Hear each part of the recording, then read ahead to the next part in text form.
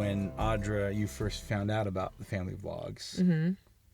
I think that was 2014, if I'm not correct. 2014, 2015, something like that. It was a few years ago. But what was interesting about it is then you hit me to it. Mm-hmm. And then the Synod on the family was announced. That's right. And then it actually happened that October 13th. Mm-hmm. So we had first thought about doing a family vlog, and then and that's a whole nother discussion.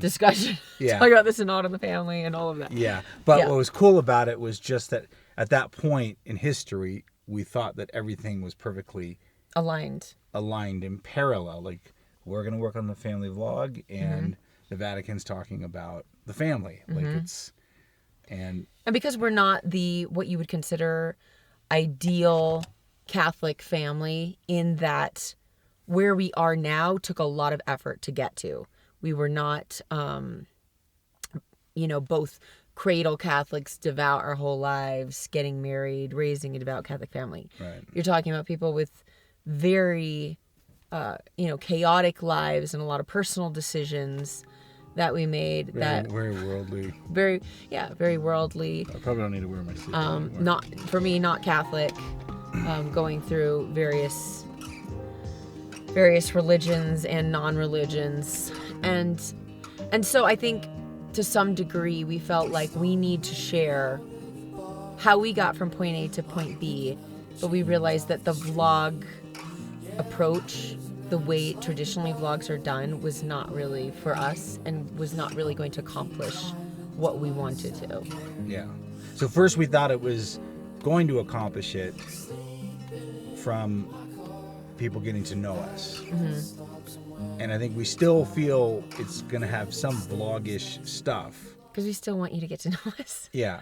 But the challenge I think we had with the vlog was, do you want to go into that? And I can... Well, I think there's a few different things. I mean, number one, we noticed that people that tend to vlog either have these gorgeous homes of their own or they live in a really exotic place, in a tiny apartment in Maui or something like that, right? In a tiny little cabin in the mountains in the middle of nowhere with moose coming to see them at their kitchen window. And we didn't have those things. And we also... We don't have those things. We still don't have those things. And we also... We wouldn't mind those things, but... God's will I'm like, first God, be done, I need a van. I just need a van. A bigger van for my big family. Yeah. That's where I'm starting. St. Paul said, I've learned how to live in poverty and in riches. So we got the poverty thing down, Pat. Really good. So, and the other thing was that we realized the day-to-day moments that a lot of vlogs share, which are just people sort of hanging out and cleaning up their homes and talking about random things. Going to the grocery store. Yeah. Gotta have that. Wasn't... Taking pictures of food. Wasn't or going traveling. to... Traveling, like, everywhere.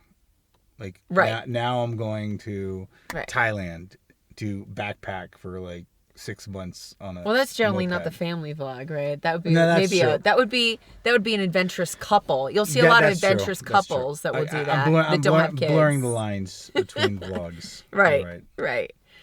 So that was not going to share the information we wanted to share. And honestly, as much as people are doing really successfully with the vlog format, I personally am not that drawn to it. I like getting to the meat of something. I want to understand what is the main philosophy here. What is the point that you want me to understand? And even though there may be one to say big families are great, or living minimally is great, or, you can be a mom that has a career and a family, whatever that main overriding concept, it's still not enough for me to come back time after time after time after time and kind of watch the stuff that I already do every day in my own life, and should be doing rather than watching the vlog. It'd be like watching a video of somebody like weightlifting or like, you know what I mean? Like, and it's great if you need to learn new techniques. Learn how to weightlift, sure. But then you need to go and you need to go do it. Right. Right? That would be a hilarious video where we have a mother and father like glued to a YouTube. Yeah. And then the kids come up. And they're like shooing them away. Come on. I'm watching someone else's We're kids missing our have family fun. vlog. Isn't this great? This is so beautiful. Yeah. We're a little bit snarky. I know. It's not that I'm hating on family vloggers, okay? It's that it doesn't work for us. And it doesn't work for us. We think if it doesn't work for us, there's other people. There's other people that it's not going to work for. Yeah. Yeah, exactly. So we're basically making the channel that we feel like God is leading us to, that will be most effective to reach out to you, and also that we would like to watch ourselves. I think it's that kind of... Exactly. And that means that every video is either going to be more artistic and epic, because I love making these sort of little mini movies where you'll have some slow-mo shots and you'll have us dressed up in costume, or you'll have us doing something fun as a family and kind of see how the kids interact with each other, how hard we've gotten them, how hard we've worked to get them, We've got them to hard, interact. they're tough as nails. No, how hard we've worked. I'm so tired to get them to interact that way, which is, more loving and more concerned for one another's well-being in general. Which is kind of like those popular shows as far as for flipping houses and fixing up and home improvement. Mm-hmm. So you want to show the showcase house, but then you want to show how you got there. Exactly. From finding the property, figuring out how you're going to restructure it. And then you also have the shows of how to maintain that. Exactly. The same thing they do with restaurants, right? Where you're like, okay, there's this restaurant, we have to change it, we have to change the menu, we have to change the look of it. Mm-hmm. And then how we're going to build something that can be sustainable. And I think a lot of times people focus on the image of the showcase house. And for people like us, for people that are a little bit more jaded, maybe, mm-hmm. we're always anticipating what's the real story behind the scenes. Or if you do have something effective to get you to get your family to want to keep a clean home or to get along, like, how did you get to that point? Right. Don't just show, what the effect is. The outcome of it, right. Show what you did to get to that point. And that's what we want to do, is share the ins and outs and very specific, relevant information, not only from the discovery that we made, which we can go through how we use that with all our kids, but also things like health and things like habits and things like how do you deal with this behavior. Those are really important because everybody's trying to figure out how to get from point A to point B. Right. And just seeing a perfect picture of it, even if you know that's where I want to reach, it's not going to happen without the work to get there. Yeah. And if we take it from imagine if somebody went on the user forum and says, oh man, I got the greatest deal. I got this for 50% off. And it's what I've been wanting and it never goes on sale. Isn't this great? And you just showed a picture of it. And all the other people would be like, link please. Where'd you get it? Is it still offer valid? Exactly. Any of those things. And if you don't get any of that stuff, I'm so lucky. Then be like, okay. Right. You've been kicked off the forum. So that's kind of like the thing. Yeah. And then for some people, they have really great, simple, perfect lives. And there's no behind the scenes story of, what's really happening. God forbid you find out the Brady Bunch, what was actually happening there. Oh gosh, Not good. Yeah. Or when you find out couples getting divorces from reality shows. It's shocking because you didn't see it coming, or right. Or worse, what happened obviously with the One Family reality show. That there's a behind the scenes story. Right. That muddies everything else. Right, exactly. That anything you thought existed is actually a lie. Right. In many ways. And because we're dealing with people that have gone through generations of this, they're more savvy. They don't buy the fact that every time you just represent a family that's perfect, that they're actually perfect. Because we've already seen the divorces. A lot of people we've know already there's seen skeletons the scandals. in the closet. We've already seen, and we've seen it in reality show couples and families. So I think they're now more savvy. They're also, the viewer? Yeah, the viewer. Right. The viewer is more savvy as far as for buying. They don't buy celebrity endorsements anymore. You better not be endorsed by this person, or if you're paid, you better tell us right away. You better be able to say whatever you want as far as it.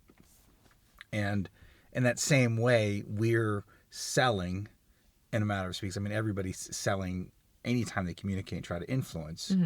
We're selling that, number one, we came from someplace that looks a lot like the world and the troubling part of the world, meaning the people that have gone through actually really tough, actual Traumatic experience struggles. and not known how to deal with them in a productive way. Right. And Making then, bad choices. Right, and then have the world give you the answers to it. And we've tried those answers, which were not God's answers. Right. We just have to open up the headlines to show. We just have to look at the number of Facebook friends getting divorces and the different stories we have as far as for kids, challenges that parents have raising kids personally, let alone what we see in the news. Yeah. The stuff that's good in your life, you already know how to make it good.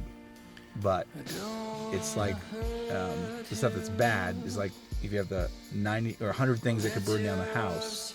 If you have 99 things that are perfect, great. But if you have that one thing that's going to burn down your house, it kind of wipes out the other 99. And that's really what we're after, is having that